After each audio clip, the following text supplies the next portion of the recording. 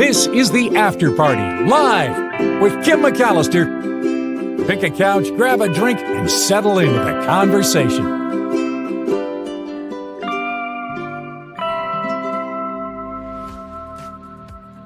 It's the After Party live on a Trivia Thursday, and my apologies for the delay. My birthday girl came in and was showing me an array of items that she just got for her birthday. So I had a little bit of a delay there. Sometimes you get pulled in different directions, you know? You got things with my mom and Julia's birthday. It's going to be one of those days where there's not enough time to do it all. But thank you for being here. And as promised, I will start Trivia Thursday a little bit early today. It's very sciencey today. All different kinds of science, from biology to chemistry to astronomy. Got a little bit of everything in Trivia Thursday for you. Kim, I had to turn on my phone's do not disturb before trivia starts. Don't bother Nullifidian, people. He's in trivia mode. Okay, that's it. There's no calls during trivia. That's funny. Thank you, Nullifidian. I love it. If the baby is okay. The baby is okay. You can clean out your freezer. Although I will tell you, things last for a really long time in that freezer. Okay, let's do this baby story because it is the lead story, and then we'll jump right into trivia, Sandy. I know I said right about 1:30, but let me get to this story first, and then we'll go to trivia. How's that? We'll do it. This is, and I know this sounds weird, the world's oldest baby. Yeah, it's the world's oldest baby because, and here's the baby. His name is Thaddeus. So sweet. Welcome to the world, baby Thaddeus. This baby was born from an embryo, was created from an embryo that's been around since 1994 in the freezer. 1994? What? The adoptive father of this baby was still a toddler when this baby was put into the deep freeze, or this embryo, I should say. Thaddeus Daniel, born from an embryo that had been stored in a tank for just over 30 years. That's amazing. This is reported by MIT Technology Review. The embryo adopted from the biological mother who had kept it frozen since 1994. The adoptive parents, the adoptive parents live in Ohio. The embryo was transferred into the adoptive mother, her name is Lindsay, her uterus, in November of 2024, and she gave birth to baby Thaddeus Daniel over the weekend. The adopted dad, just a toddler when this embryo was created. Thaddeus has a biological sister who's 30 with her own 10-year-old daughter. The adoptive mother, Lindsay, says he's so chill. We're just in awe that we have this precious, precious baby. These people were linked up by a Christian embryo adoption agency. They don't believe in destroying the embryo. They think it's life, so they keep it frozen and pass it on and to the next people that need it. The original biological parents of Thaddeus Daniel went through IVF in the 1990s. They created 4 healthy embryos. The mother had only one of them transferred, who became that now 30-year-old sister, the biological sister.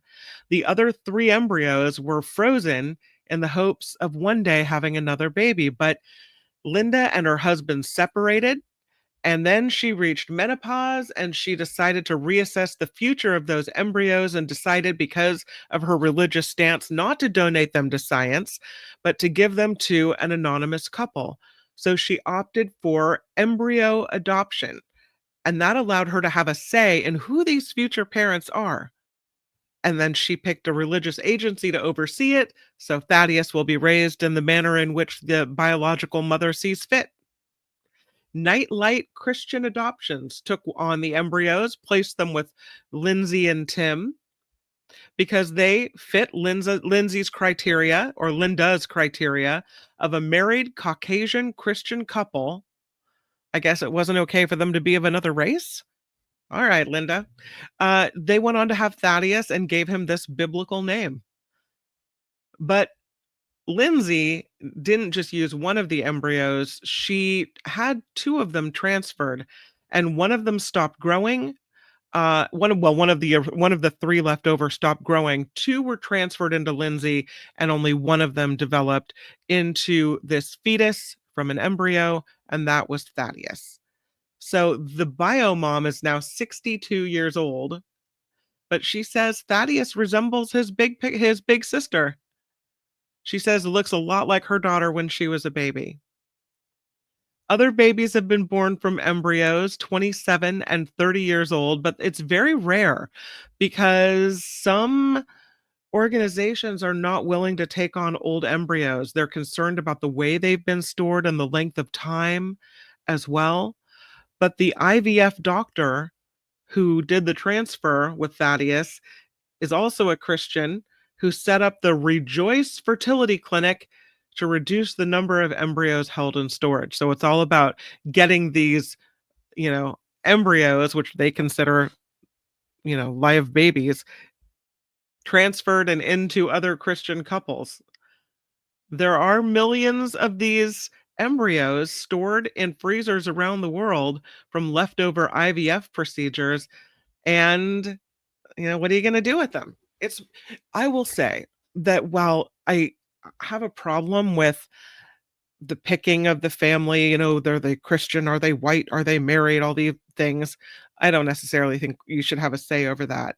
If someone wants a child enough to go through this heinous procedure and all the drugs and everything else that could mess with your life, and your future health, then they should be able to have the baby. And it's why not transfer the embryos? Why not adopt them out? I just think it's a little, you have to be white, Christian, and married. Bleh. Come on. How about you have to have love in your heart and be able to take good care of Thaddeus Daniel? But he sure looks happy. Sure looks lovely. He's a cute little one. And here's the new adoptive parents that now will call Thaddeus Daniel their son. Congratulations to them. Okay, it's time. Are you ready for it? I know. It is Trivia Thursday, after party style. Whoop, whoop. Here we go. Starting a little early, Sandy, just for you. Science trivia. Here it comes. I'm going to the chat. Who's posting Bible passages? Is that B.A. Ware? Okay. You know more about the Bible than I do. Okay, here we go. I'm in the chat. I've got you. I could see your responses. The first question on this fine edition of Science-Related Trivia Thursday is this. What percentage of the human brain is made of fat? I didn't think any. It looked all squishy and neurony and I don't know. It's a surprising number. What percentage of the human brain is made of fat? Wes says 89%. William says 99% fat. John Slade says it's 40% fat. Depends on who it is. That's true. B.A. Ware says 50 to 60% fat. S.J. Lola says 10%. Rev 80. Nullifidian 50. Heather 15. Sandy 30. Tammy 10. Doug says 30. I'm going to stop when I get to the right answer. B.A. Ware says Trump's is 100%, almost 99.9. Uncle Jim says 11,780. Teacher Lori says 70. Usually we go under, but I think Teacher Lori seems to be the closest. Someone said 50 to 60% as well. I think those are the two closest answers. The answer to this question is about 60%. 60. About 60% of the human brain is made of fat. So B.A. Ware said 50 to 60. I think that's pretty close. Doug said 60 as well, I think. Yeah. It's 60% fat. Nicely done. Next answer, next question. And okay, I won't give it away with my stupid thoughts. What animal has the longest lifespan on Earth? What animal has the longest lifespan on Earth? Okay, I will tell you that I thought it was that shark we've talked about a couple times on the show, right? They think it's like 3 to 500 years old. That's what I thought. Yeah. What animal has the longest lifespan on Earth? I get a lot of tortoise. I can see why you would think tortoise. I will tell you it is not a tortoise and it is not a whale, nor is it an elephant. It is not a starfish, although you're getting closer. I'll tell you that it lives in the sea. It is not algae. I would have thought, Santi, I would have thought that shark that is in the deep sea and lives for 500 years. No. Heather says it's a jellyfish. You're getting warmer. Lobster, says Wes. You guys ready for the answer? I put the picture in to show you. I'll give you the picture, see if you can tell me what it is.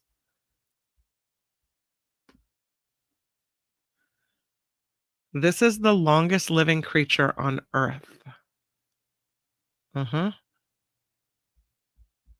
Yep. You guys know what it is? Yeah, it is. Heather says it's a sponge. It is a glass sponge. Does anyone else say sponge? It is a glass sponge. And I can't believe I didn't know this. So if you didn't know this, this is our learning moment for trivia today. Glass sponges can live for more than 10,000 years. Some estimates suggest they could reach up to 15,000 years, making them some of the longest living animals on Earth. The remarkable longevity of the glass sponge is attributed to their unique biological characteristics and stable deep sea environments. Crazy. 10 to 15,000 years for the glass sponge, the creature with the longest lifespan on Earth. Right? Behavior says that's an amazing fact. There's your cocktail party topic, right? Keith Richards comes in second, I guess, says Heather. That's funny. I can't think of anything I'd like to do for that long. Yeah. Wes questions trivia, which is against the rules, but I'll accept it. Are they alive like an animal or alive like a tree? Okay. Well, my answer to that is I don't know, but I'll tell you this. They are hexacinellid sponges, and they have a skeleton made of 4 and or 6-pointed siliceous spicules. I don't know what that means. Is that tree-like or is that animal-like? I don't know. They're classified along with other sponges in the phylum Porifera, but some researchers consider them sufficiently distinct enough to receive their own phylum. They're called one of the most fascinating creatures in our ocean. They have these glass-like skeletons and alien appearance. Yeah, I don't know. These sponges can live for thousands of years, making them some of the longest lived animals on our planet. I think they're animals, Wes. I'm going along with your questioning trivia for just this once. I think they're animals. Wow, says John. Those sponges I get from Walmart only last for 2 weeks. You have to buy the Target sponges. Don't go to Walmart, John. The Target sponges last longer, right? They look sort of like loofahs. Well, don't pick them and pluck them from the sea and make them be loofahs because they can live for 15,000 years. We don't want to mess with it. All right. SJ Lola says a sponge is definitely an animal. Okay. They're animals and they live in a pineapple under the sea. Everybody knows. Next question. I'm sorry. I was so excited about showing you guys, sharing that with you that I digress. This animal's tongue can be as long as its body. This animal's tongue can be as long as its body. By the way, happy birthday to Julia, who is 16 years old today. Sweet 16.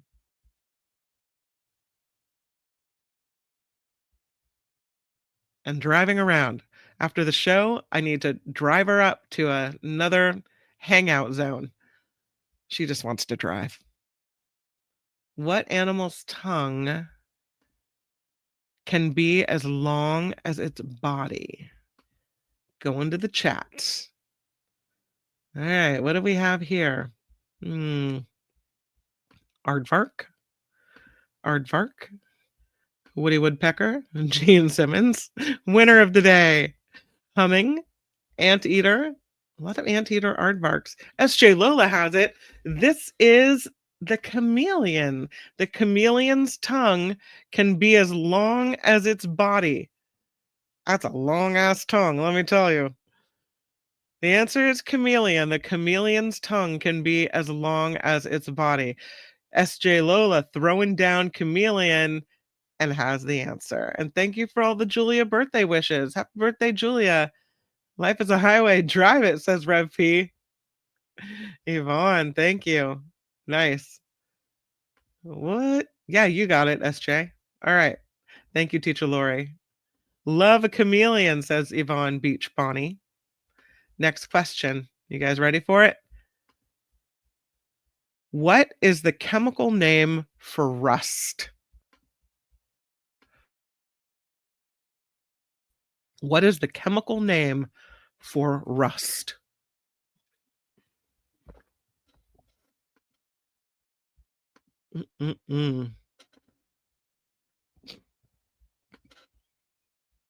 What is the chemical name for rust? The answer is, I see it. Somebody's got it. Uncle Jim says iron oxide. Yes, Uncle Jim. Iron oxide is the name for rust. Iron oxide or ferrous oxide, Heather says. The answer is iron oxide. Is ferrous oxide also correct? I don't know. Nullifidian has iron oxide. Something oxide, says Wes. Okay, I'll take it. Iron oxide, says Sandy. Yes, yes, yes. Rust never sleeps. Uncle Jim kicking in. There it is. Ferrous oxide would be right, says Teacher Lori. All right, if Teacher Lori says it's right, I mean, it's going to be right. She's not going to steer us wrong. All right? I'll accept ferrous or iron oxide.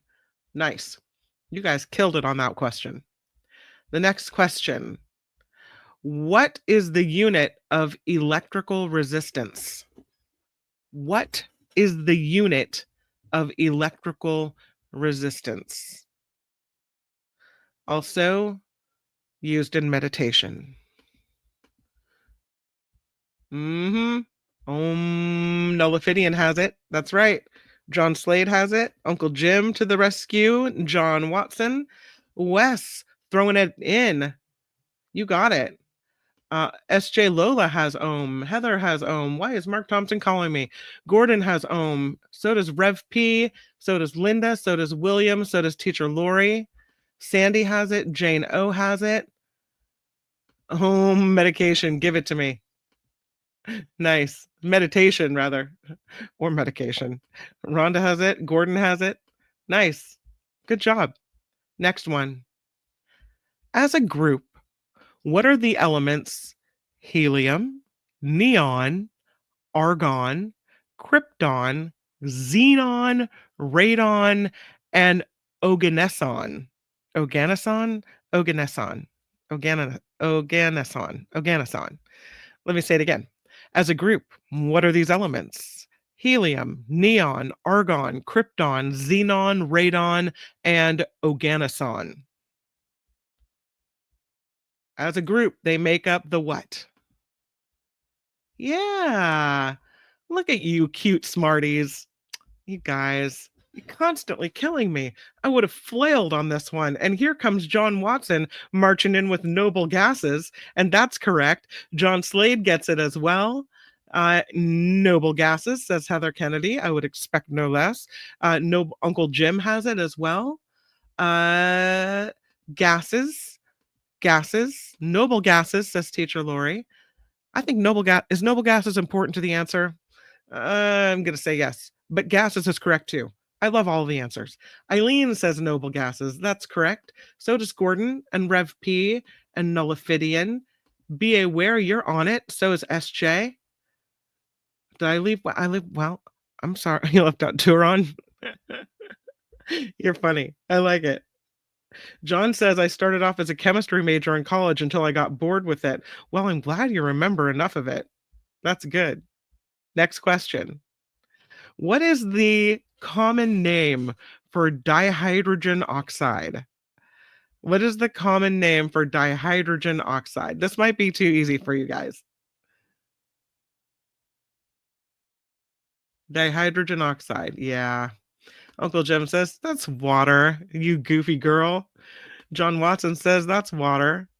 So does William and John and Heather, Nullifidian, SJ, and Rev P, and Gordon, and Wes. Noble says, yeah. And Teacher Lori says, Noble is extremely important. It means they're non-reactive. Thank you, Teacher Lori. Water. I would be, if I was the teacher, I'd be such an easy grader. I'd be like, you made a really good effort. It's not exactly right, but it's close enough for me. And Teacher Lori would strike it with the big red pen. Nope, you didn't write Noble. Sorry. That's why Teacher Lori is the teacher, and I am at the kitchen table helping with homework. That's funny. Okay, next question.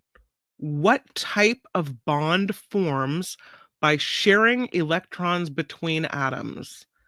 What type of bond forms by sharing electrons between atoms? What type of bond forms by sharing electrons between atoms?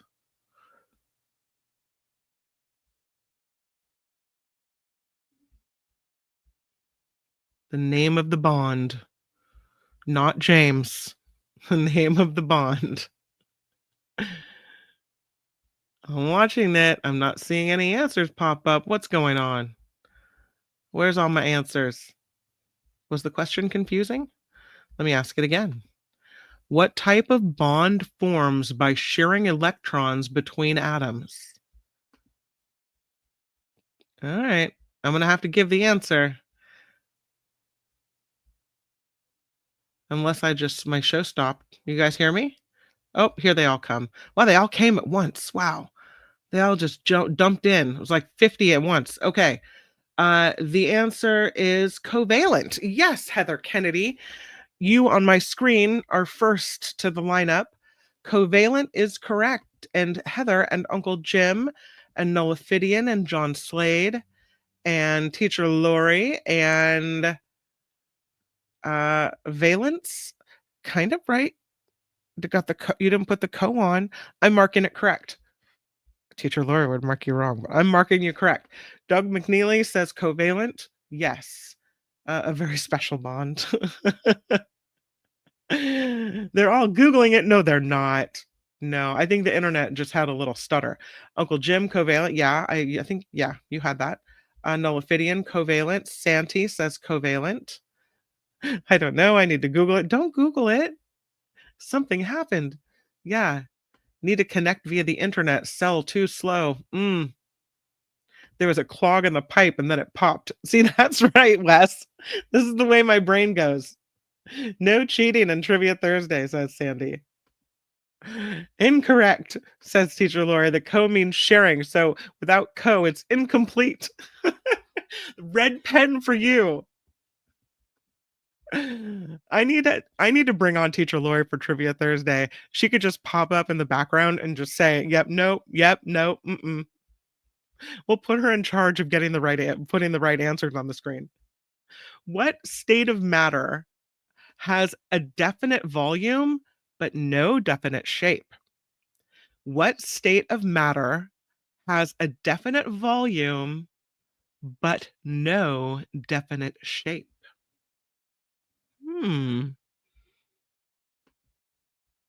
Definite volume but no definite shape.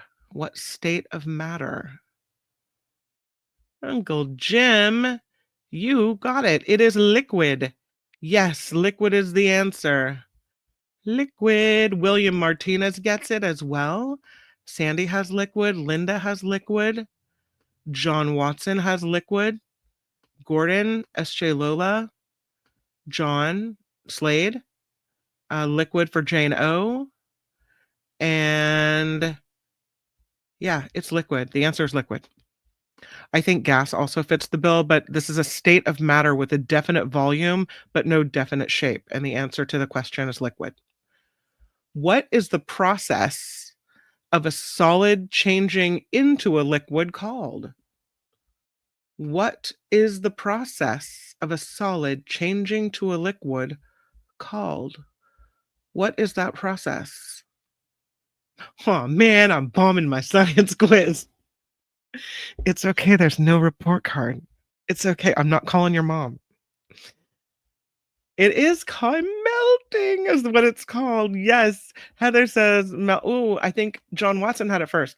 Yes. Melting is the name of the process where a solid changes into a liquid. It is called melting. John Watson has it. Heather Kennedy has it. Linda George has it. Wes Theory has it. And Nullifidian has melting. So does B.A. Ware and William Martinez. Melting, he says. Yes, melting. To melt, says Teacher Lori. I'll give you credit for that, Teacher Lori. I don't need the ing. I'm good with it. We'll take the process of melt. Eek, melting. Yes, Uncle Jim.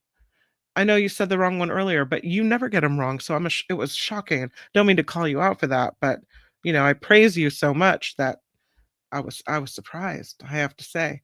My daughter had a science teacher who once, if she got something wrong, would say, "He'd call on you, and if you got it wrong, he would say, 'Who can help Julia?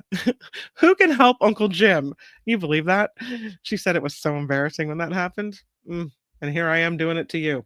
Really, melting? That's easy. Yeah, well, you got it wrong twice? No, I don't believe it. It's not true.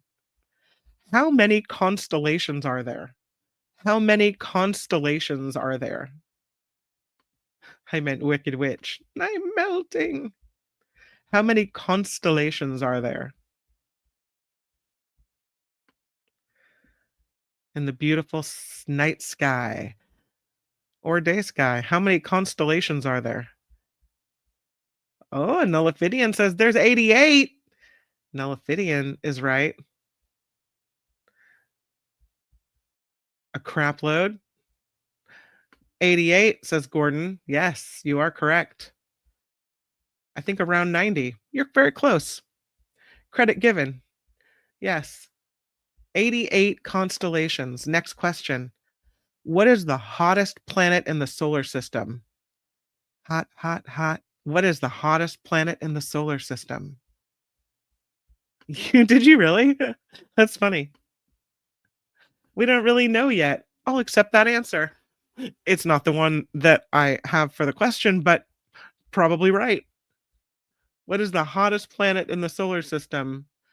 Uncle Jim says Venus, and as usual, Uncle Jim has achieved victory. John Watson, Venus. Yes, Venus is hot. The sun or Venus? I'll accept. I'm circling Venus and giving you credit. Venus is right. Nullifidian says Venus. And who else has Venus? Heather has Venus. Rev P has Venus. Gordon has Venus. Nice. Venus. What is the term for a path traveled by a celestial body in space? What is the term for a path traveled by a celestial body in space?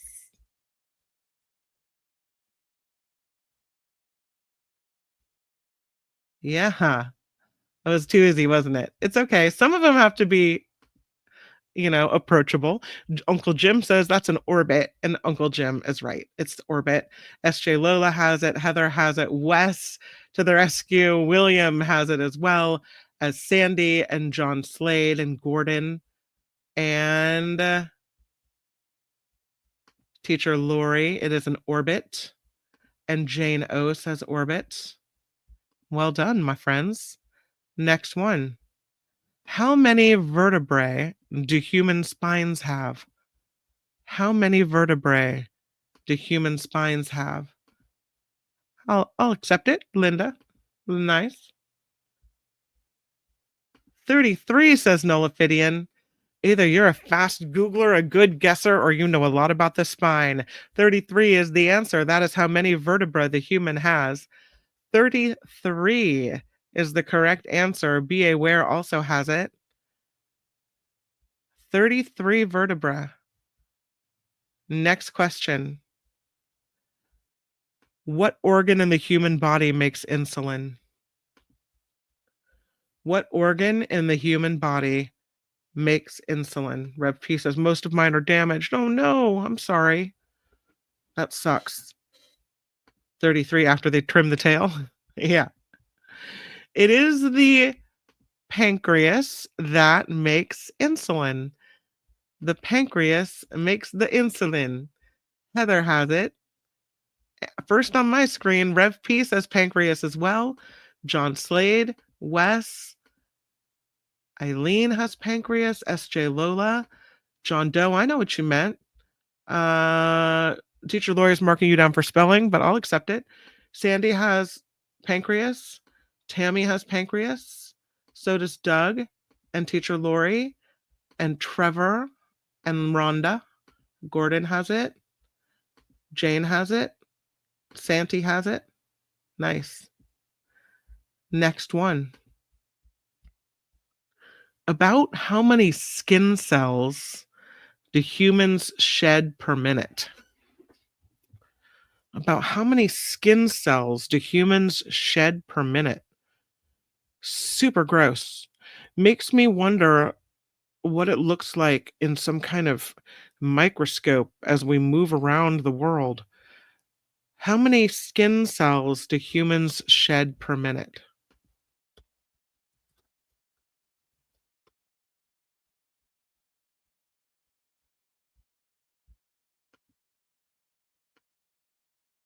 Millions. Let's see. Let me go back, Lid. Oh, Lord, says Wes. 11,780, always acceptable. John Slade with 100,000, 100, a crap load, a million, 10,000, 1,000, 50,000. The answer is 30,000 skin cells per minute are shed by the human body. 30,000 skin cells per minute.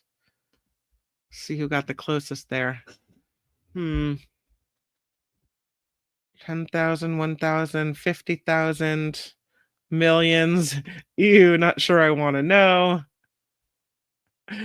A lot, a squillion. All right, gross. I just washed all my bedding. Ew, yes. I need to vacuum after that question, right? Getting out the sweeper. Gross. More showers. Yeah, I like a squillion. Next question. Hair and nails are made of what? Hair and nails are made of what? Mhm.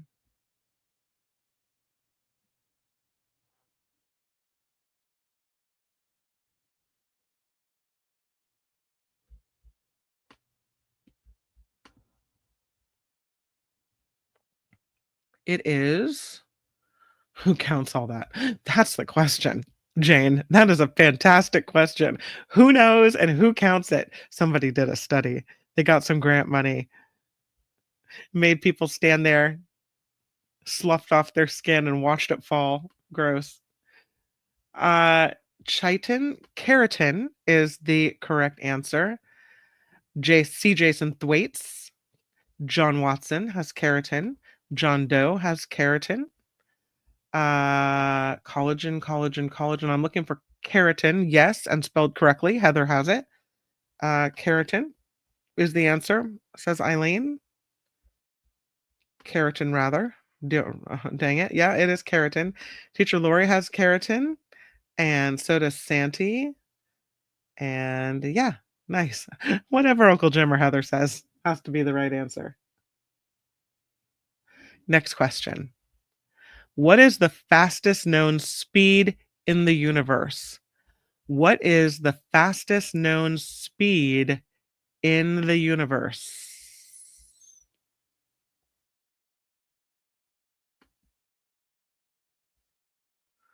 The fastest known speed in the universe is the speed of light. Nullifidian has it first. Rev P has it as well. Uncle Jim has it. Gordon has it. John Watson has it. Wes Theory has it. Nice. John Slade has it. Trevor Starr, you're always a winner in my book. Eileen has it. So does SJ and Sandy and Linda. You got it, Teacher Lori. You got it, Heather. Trevor has light. Yep. Light. Speed of light. Mm-hmm. Good job, you guys. Next question. What does the E represent in the equation E equals mc squared? What does the E represent in the equation E equals mc squared? Heather knew it so fast. I didn't even get the question out twice before she typed in energy. That's it. Energy. Energy equals mc squared. Heather has it. So does Rev. So does John Slade. So does Uncle Jimmy Jim. So does John Watson. And Nullifidian, Linda, John Doe, Sandy, Donald the Maine Coon. Wes has it. William, SJ, Trevor, Teacher Lori, Eileen, Gordon, B.A. Ware. You guys all got this one. Jane. Nice.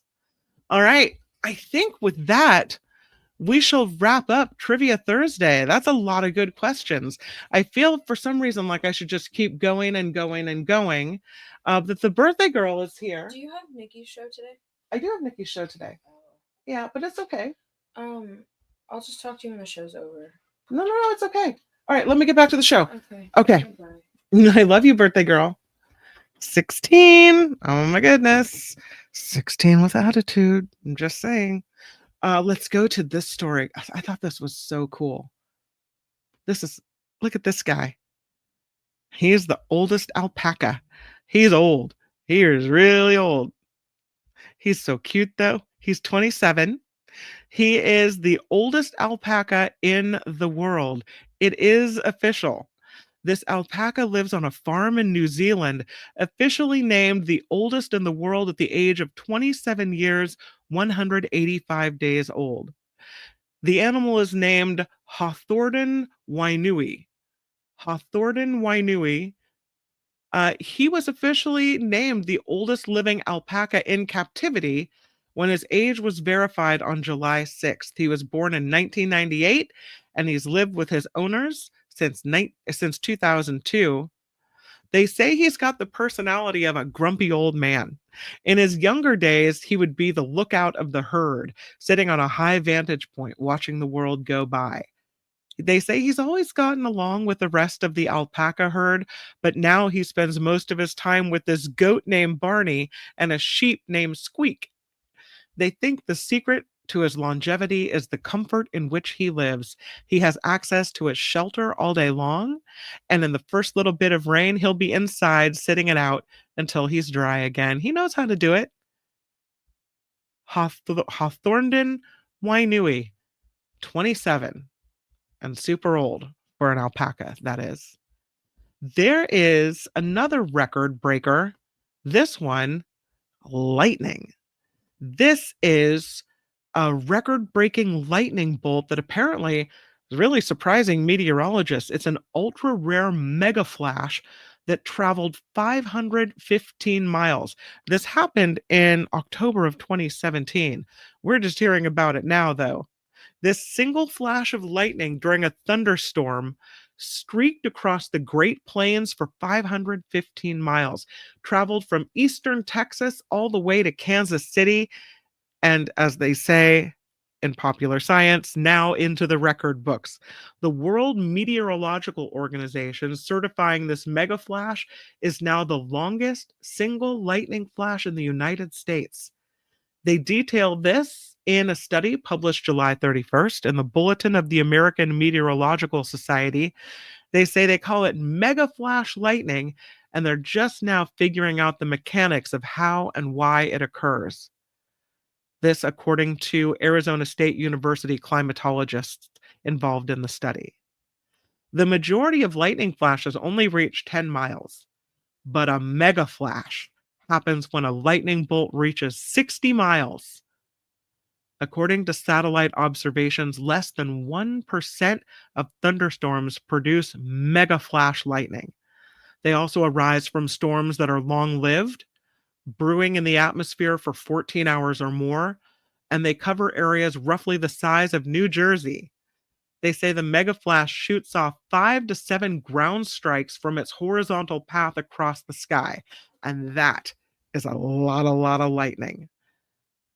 Scientists say these mega flashes that extend hundreds of miles are really rare, but it is not unusual for common lightning bolts to strike 10 or 15 miles out from originating storm clouds. The storm that produces a lightning strike doesn't have to be over the top of you. Very interesting. Hard to measure one of these as well. They have space-based instruments, though, to do it.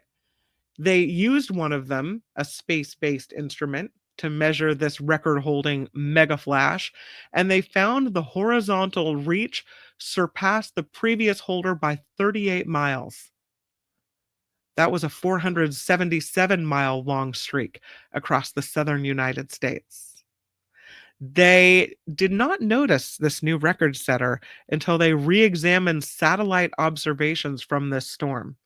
And they say it's likely that even greater extremes exist here, and that we will be able to observe them as additional high-quality lightning measurements accumulate over time.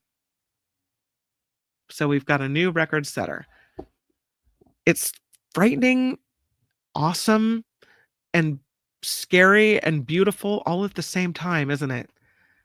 Yeah, it sure is. Let's do this last story. I have a last story for you about how the tomato created the potato. Apparently, the tomato is the potato's mama. Did you know? The potato evolved from the tomato about 9 million years ago. A new genetic study says tomatoes were the first to arrive on planet Earth and eventually helped starchy potatoes to do the same. 9 million years ago, there was some natural inbreeding going on between the tomato plants and a potato-like plant species in present-day South America, and that led to what we know now as a potato. It rose from an evolutionary event that triggered the formation of the tuber, which is an underground structure that plants like potatoes, yams, and taros use to store food. There's a new study about this published July 31st today in the journal Cell. Scientists say the findings show the hybridization event between species can spark the evolution of new traits, allowing even more species to emerge. Finally, they say we've solved the mystery of where potatoes come from. And potatoes are one of the most important crops to humans, providing basic nutrients, carbs, dietary fiber, vitamins, minerals, magnesium, iron. They're also considered a climate-friendly crop by the United Nations because they have low greenhouse gas emissions compared to other types of crops, and they grow in areas where some natural resources are limited and expensive.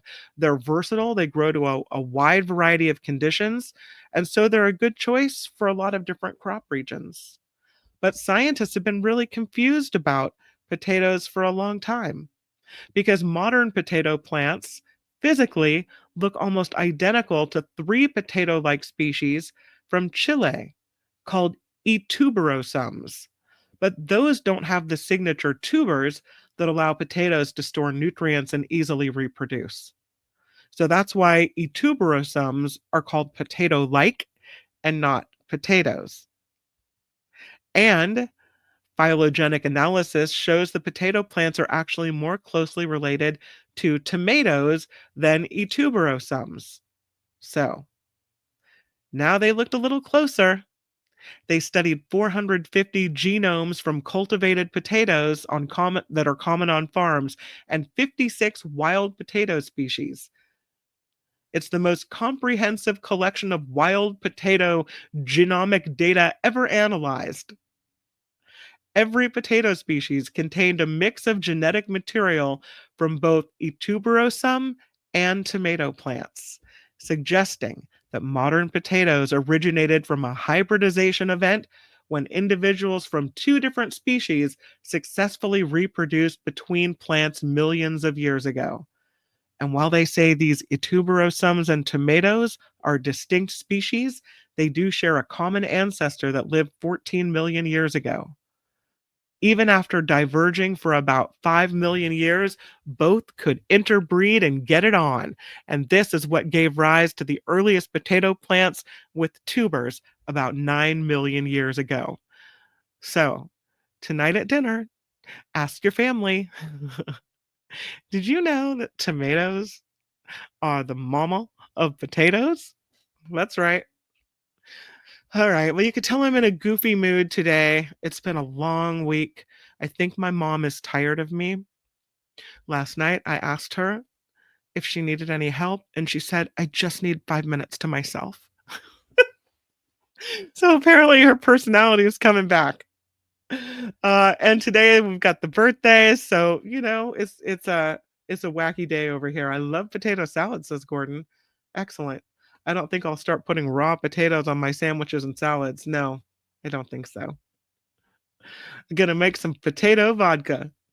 Well, I do hope that you will join me at 5 p.m. this evening for the Nikki Maduro Show, cocktails, mocktails, and politics.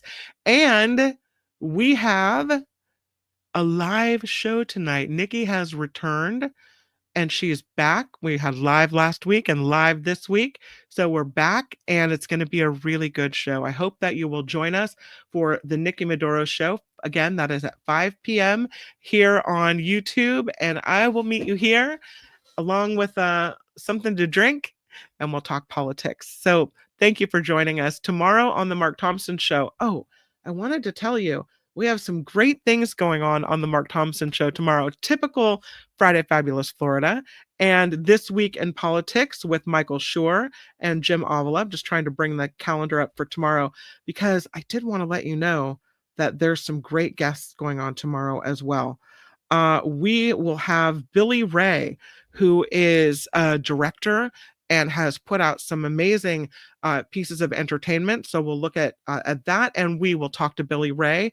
Also, we'll talk to Alex Lawson with Social Security Works. Really important interview, especially given the comments from Mr. Besant that the tax policies are really a backdoor loophole kind of thing to privatize Social Security. Mark will talk to Alex Lawson with Social Security Works, and Michael Snyder, the Culture Blaster, will be on the Mark Thompson Show tomorrow. Here on the After Party Live, we will talk to Tim Sika for At the Movies with Tim Sika. But tonight at 5 p.m., just a few hours, the Nikki Maduro Show will get underway. So I hope to see you there. All right. From now until then, make it the very best day you can. And I'll meet you right back here on the YouTube. For now, bye, everybody. The After Party Live would like to thank the following contributors and viewers like you.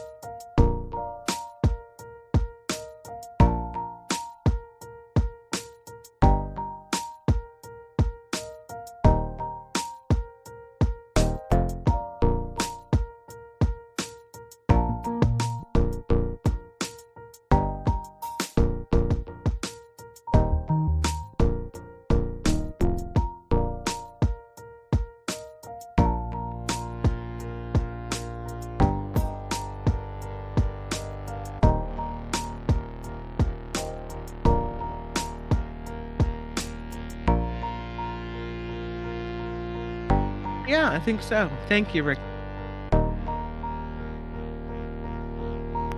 She's tired of me, and the doctor says we have to keep watch on her for at least 3 more weeks, and she has not played.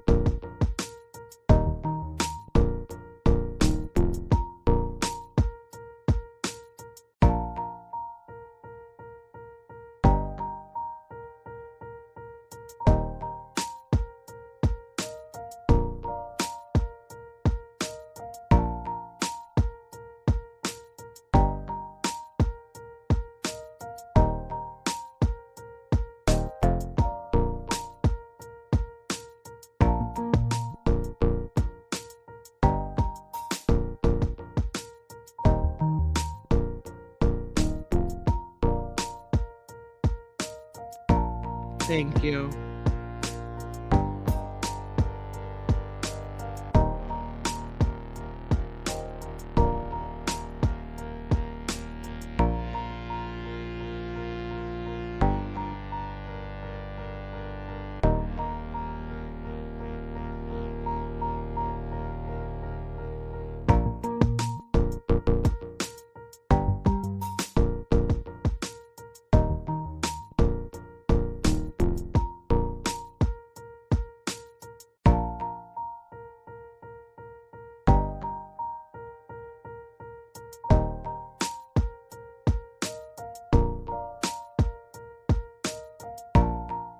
No, not even a car. Can you believe it?